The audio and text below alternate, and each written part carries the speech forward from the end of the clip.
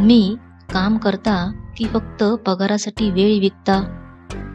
जर तुमचं काम तुमच्या आत्मविश्वासाशी जोडलेलं असेल तर?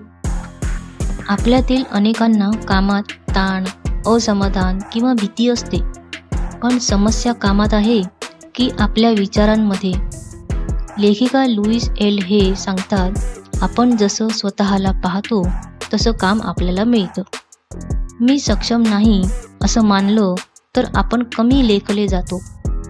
म्हणून काम बदलण्याआधी स्वतःबद्दलचा विचार बदला. अनेकांना वाटतं की मी हे काही करू शकत नाही किंवा माझ्याकडे कौशल्य नाही, पण हे विचार आपल्याला मर्यादित करतात. लेखिका लुईस एल हे सांगतात, पैसा म्हणजे ऊर्जा आहे.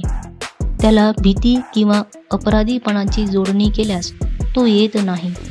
पण जर आपण मी समृद्धीला पात्र आहे हे स्वीकारले तर नवीन संधी निर्माण होतात. तुमचे काम परिपूर्ण नसले तरी शिकण्याची संधी आहे. रोज स्वतःला विचारा, मी आज काय शिकणार? ग्रोथ माइंडसेट कामाला ओझं न ठेवता ते एक प्रवास बनवतं.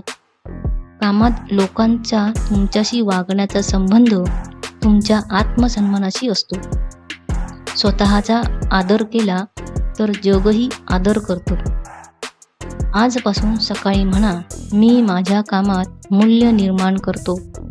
प्रत्येक काम सुरू करण्यापूर्वी 1 मिनिट दीर्घ श्वास घ्या. दिवसाच्या शेवटी एक यश लिहा. ते छोटं असलं तरी चालेल. काम म्हणजे फक्त पगार नाही, तर ते तुमच्या आत्मविश्वासाचा आरसा आहे. लक्षात ठेवा, तुम्ही तुमच्या यशाचे निर्माते आहात. काम बदलण्यापूर्वी विचार बदला. यश तुमच्या दिशेने येईल.